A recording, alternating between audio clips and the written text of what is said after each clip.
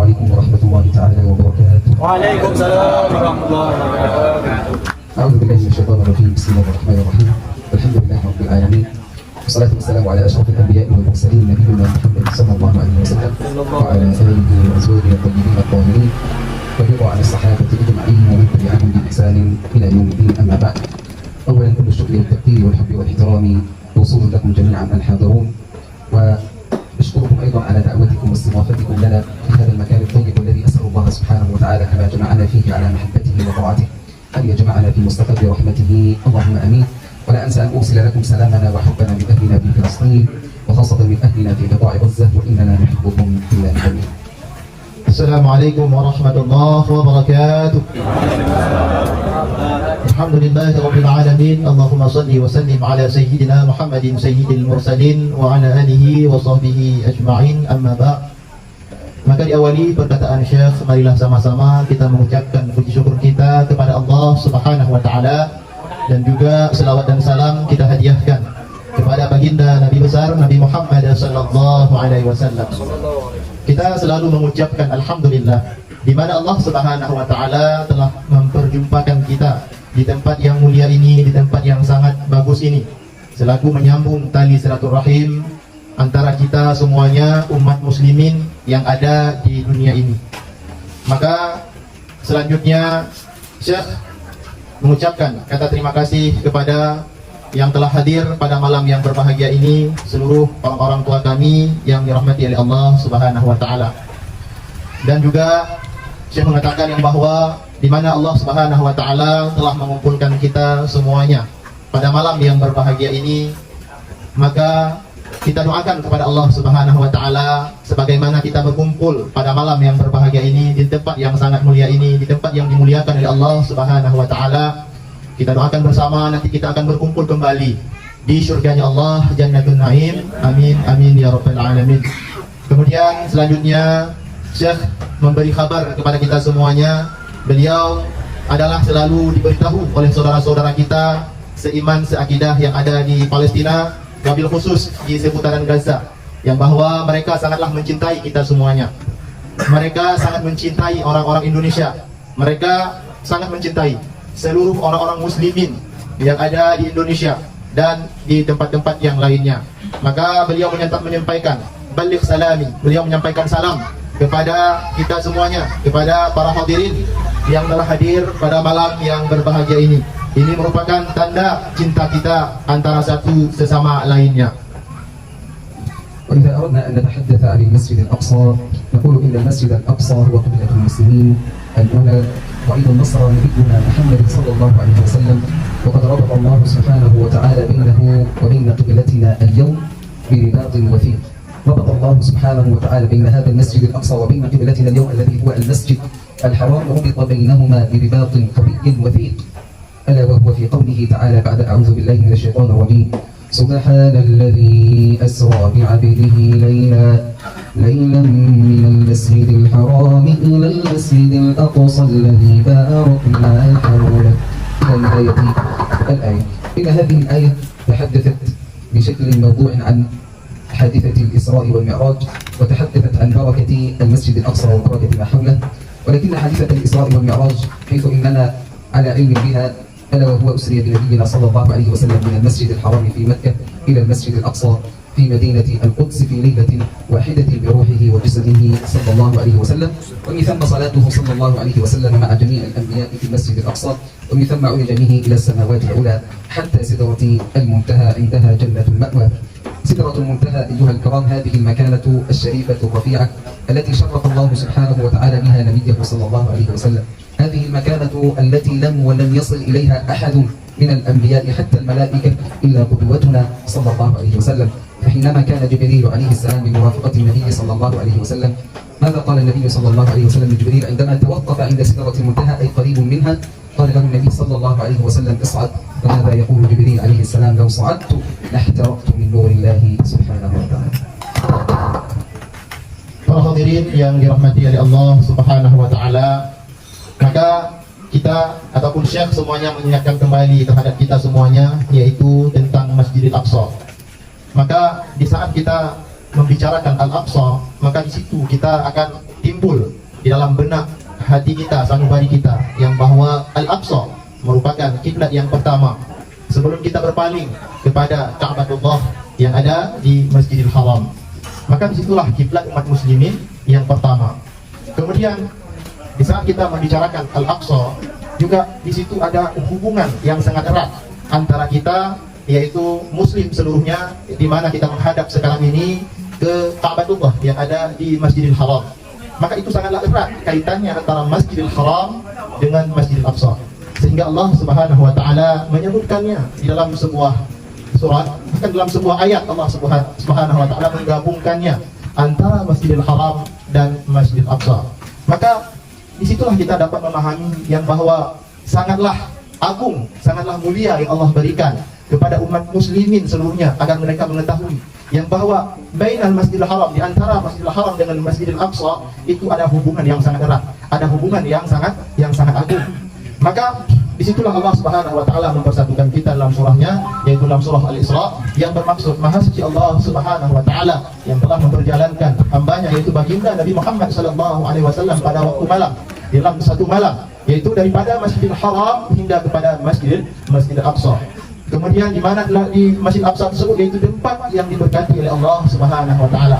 Kemudian di situ juga akan kita tahu tanda-tanda kebesaran Allah Subhanahu wa taala.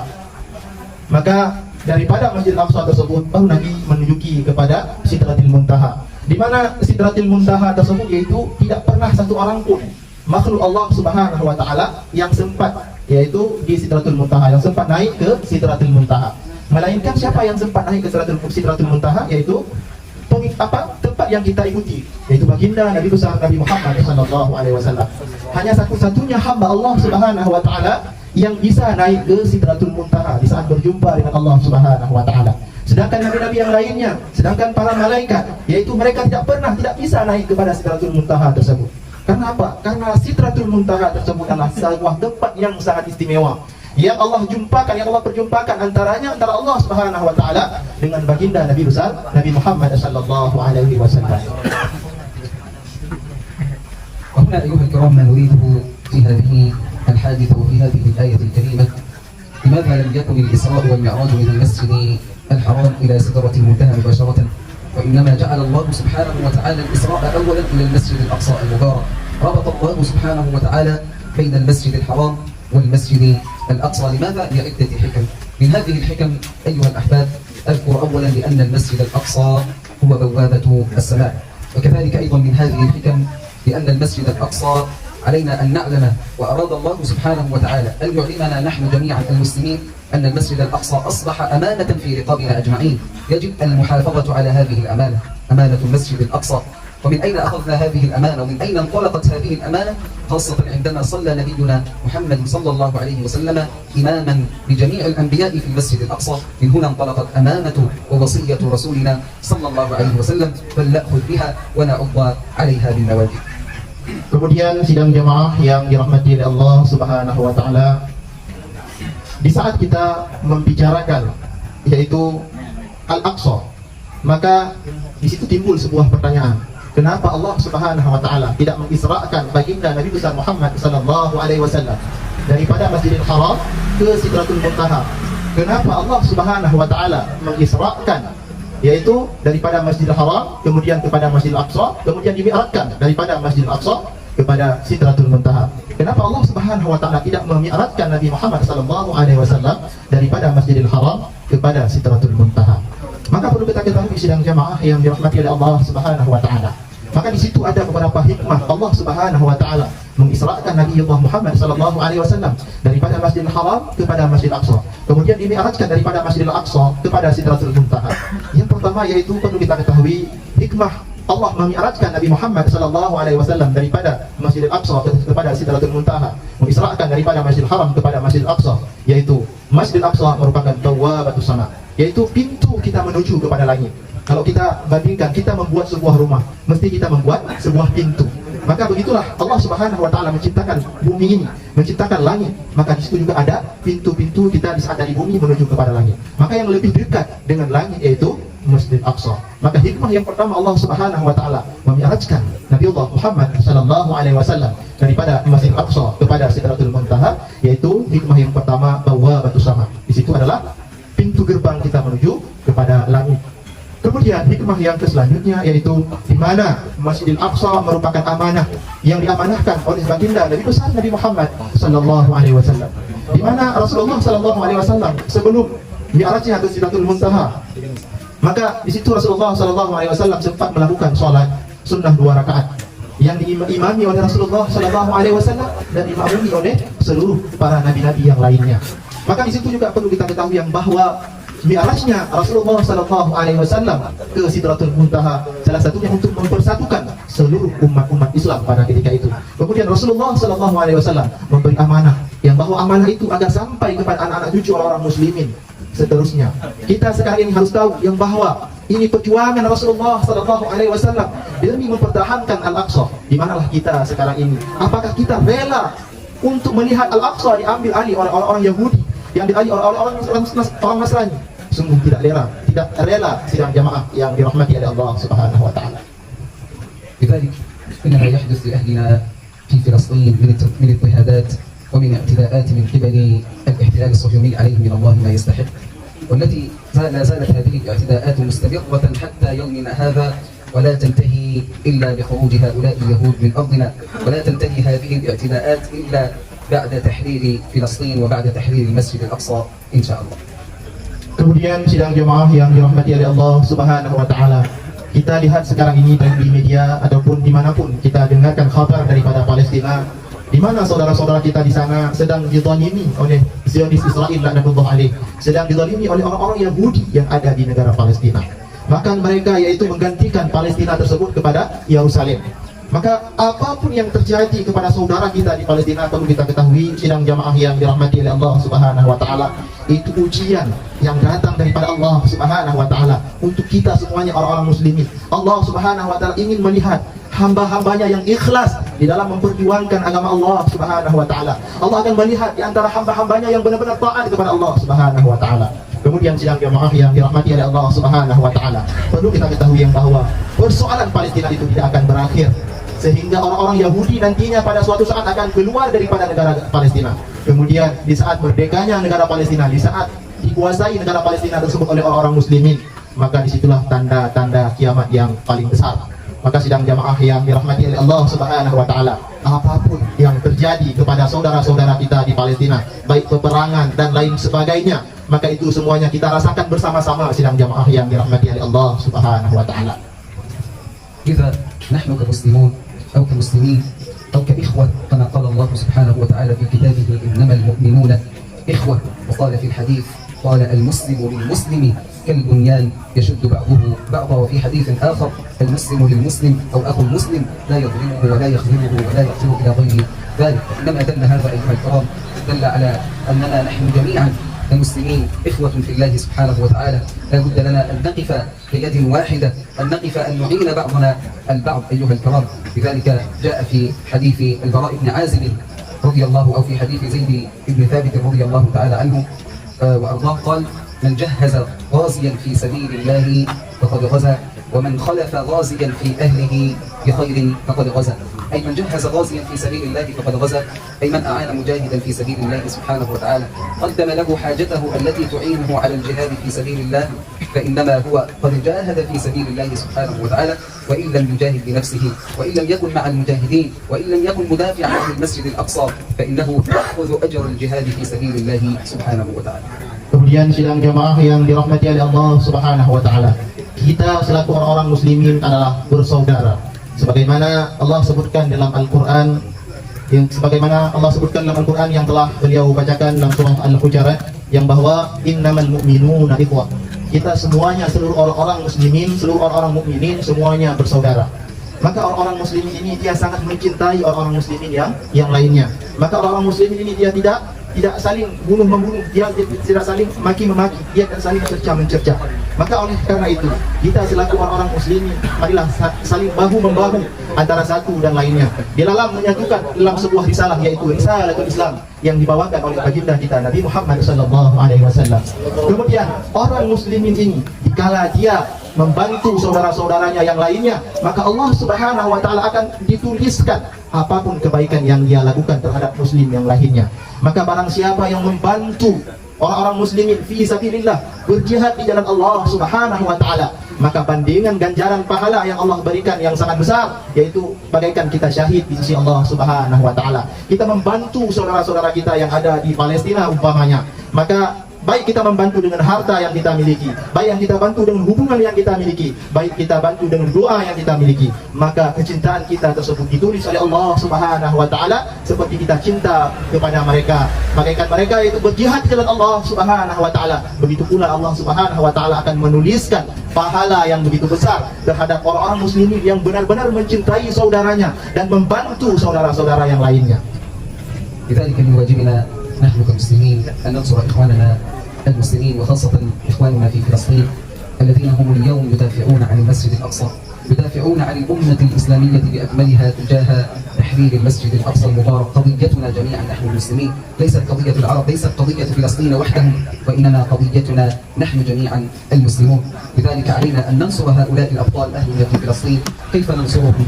أن ندعو لهم أيها الكرام، على الأقل القليل أن ندعو لهم، سواء كان هذا الدعاء فردي أو جماعي، وذلك أضعف الإيمان أيها الكرام. لذلك أيضا علينا أن ندعم هؤلاء، أن نقف بجانبهم، أن نساندهم، أن نساعدهم. النبي صلى الله عليه وسلم قال: جاهدوا المشركين بأموالكم وأنفسكم وألسنتكم. حتى الآيات التي ذكرها الله سبحانه وتعالى في كتابه التي تحدثت عن المال وعن النفس وعن الجهاد، تحدثت عن الجهاد بالمال والنفس. قدم الله سبحانه وتعالى كل الآيات التي في كتاب الله سبحانه وتعالى جهاد المال على جهاد النفس، إلا في موضع واحد في سورة التوبة قدم فيه جهاد النفس على جهاد المال. لذلك علينا أن نقف بجانب إخواننا هنا في فلسطين بأموالنا، بما الذي نستطيع أن نقدمه أيها الكرام. أسأل الله سبحانه وتعالى أن يدفع بنا وبكم الإسلام والمسلمين. أسأل الله أن يحرر المسجد الأقصى من دنس اليهود والغاصبين، وأسأله أن يكون لإخواننا في إندونيسيا سهم ونصيب في تحرير المسجد الأقصى وندخله بإذن الله معا، فاتحين محذرين مكبرين، وما ذلك على الله ببعيد. بارك الله فيكم وجزاكم الله كل خير على حسن حضوركم واستماعكم. السلام عليكم ورحمة الله تعالى وبركاته. Para hadirin yang dirahmati oleh Allah Subhanahu wa taala, maka kewajiban memerdekakan Palestina, kewajiban membebaskan Palestina, kewajiban membebaskan Al-Aqsa daripada kezaliman orang-orang Yahudi, daripada kezaliman orang-orang Nasrani, maka itu semuanya bukan hanya saja tugas orang-orang Palestina saja, bukan tugas orang-orang Arab saja, akan tetapi sidang jamaah yang dirahmati oleh Allah Subhanahu wa taala, itu semuanya tugas kita semuanya selaku orang-orang muslimin, selaku iman kita berada di sisi Allah Subhanahu wa taala. Maka disitulah tugas kita semuanya di dalam hal memerdekakan Palestina, di dalam hal membebaskan Palestina, di dalam hal membebaskan Baitul Maqdis daripada kezaliman orang-orang Yahudi. Sehingga kalau kita lihat sekarang ini, orang muslimin untuk sholat dalam Masjidil Aqsa sangatlah sulit. Maka orang muslimin yang ingin sholat dalam Masjidil Aqsa tersebut, mereka harus bertaruh nyawanya, yaitu melawan kezaliman orang-orang Yahudi. Orang-orang Yahudi ini sangatlah kejam terhadap kita orang-orang muslimin. Di saat kita lihat di tayangan video-video, di saat kita melihat di berita-berita, di media-media, yang bahwa di sana selalu mereka yaitu bertengkar dengan orang-orang Yahudi, bertengkar dengan orang-orang Nasrani yang ada di seputaran Al-Quds, yaitu Masjidil Aqsa. Mereka ingin sholat dalam Masjidil Aqsa, akan tetapi orang-orang Yahudi tersebut yaitu selalu menghadang dan mendolimi saudara-saudara kita muslim yang lainnya.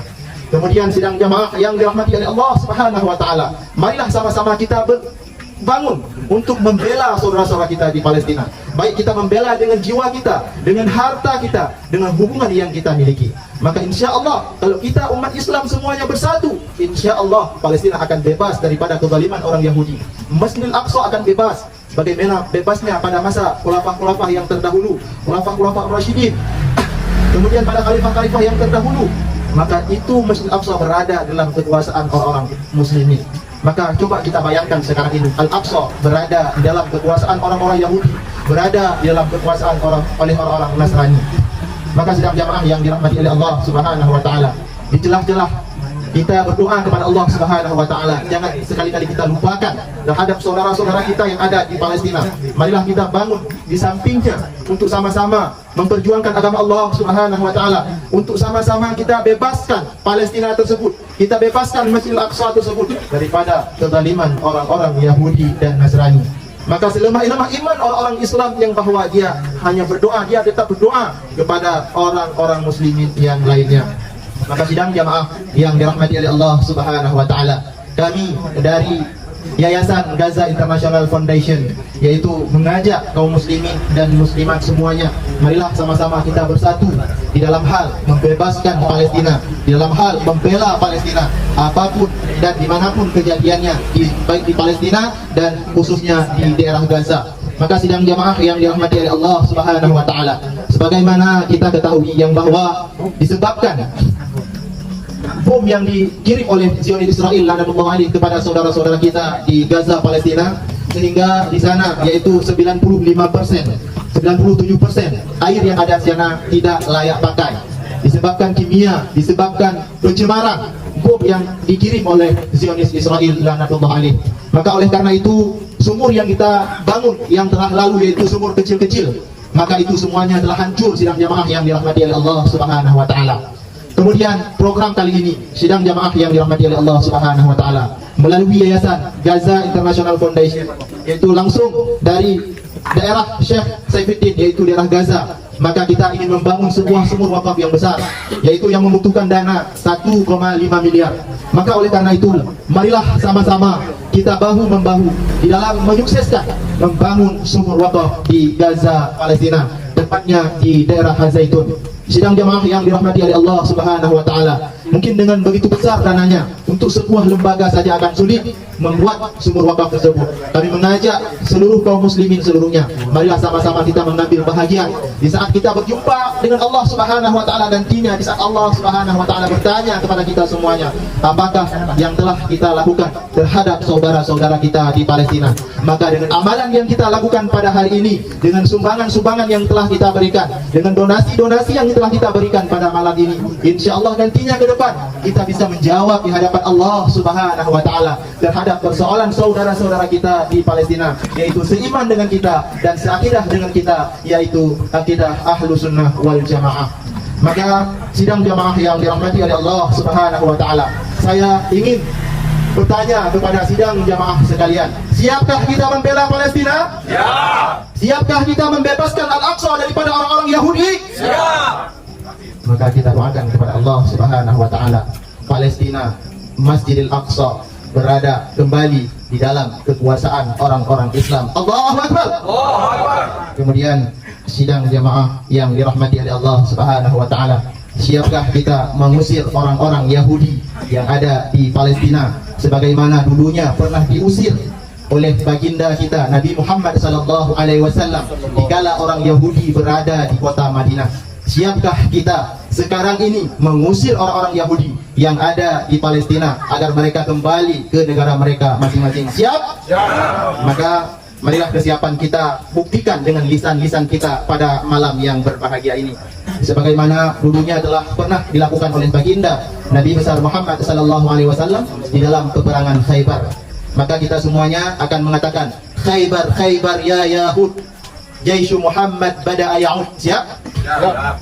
Maka kita semuanya, saya dulu ingin mengucapkannya, maka jamaah sekalian mengikutinya. Siap? Siap. Lafaznya yaitu Khaybar, Khaybar ya Yahud, Jaishu Muhammad bada'a ya'ud. Siap? Siap. Bisa seluruh jamaah? Maknanya adalah saya ingin mengartikannya, Khaybar, Khaybar ya Yahud. Dulunya pada peperangan Khaybar, Nabi SAW mengatakan kepada Yahudi, Jaishu Muhammad pada Ayaud, suatu ketika nantinya tentara-tentara Nabi Muhammad akan kembali mengusir orang-orang Yahudi. Maka insya Allah kita doakan pada malam yang berbahagia ini dengan lisan, dengan ucapan kita pada malam ini, maka Allah Subhanahu wa taala Maha mendengar. Maka insya Allah dengan pertolongan Allah Subhanahu wa taala kita usirkan dengan melalui lisan kita orang-orang Yahudi daripada Palestina, daripada Masjidil Aqsa. Siap para jamaah? Siap. Maka marilah sama-sama kita mengatakan, Khaybar, Khaybar ya Yahud, Jaishu Muhammad bada'a ya'ud. Siap? Oke, saya ingin mengatakan 1, 2, 3 ya. Setelah itu langsung jamaah mengucapkan Khaybar, Khaybar ya Yahud. Ini saya duluan yang mengucapkannya. Khaybar, Khaybar ya Yahud, Jaishu Muhammad bada'a ya'ud. Khaybar, Khaybar ya Yahud, Jaishu Muhammad bada'a ya'ud. Okey. Okey, tiga kali ya. Tiga kali. Khaybar, Khaybar ya Yahud ya. Okey, sekali lagi. 1 2 3. Khaybar, Khaybar ya Yahud. Jaishu Muhammad bada'a ya'ud. Khaybar, Khaybar ya Yahud. Jaishu Muhammad bada'a ya'ud. Khaybar, Khaybar ya Yahud. Jaishu Muhammad bada'a ya'ud. Allahu Akbar. Allahu Akbar. Allahu Akbar. Maka sidang jamaah yang dirahmati oleh Allah Subhanahu wa taala, melalui lisan kita pada malam yang berbahagia ini, berkat pertolongan Allah Subhanahu wa taala, kita usirkan Yahudi dari kota Palestina, kita usirkan Yahudi daripada Masjid Al-Aqsa, sebagaimana dulunya pada peperangan Khaybar baginda Nabi besar Muhammad sallallahu alaihi wasallam pernah mengusir orang-orang Yahudi yang ada di kota Madinah.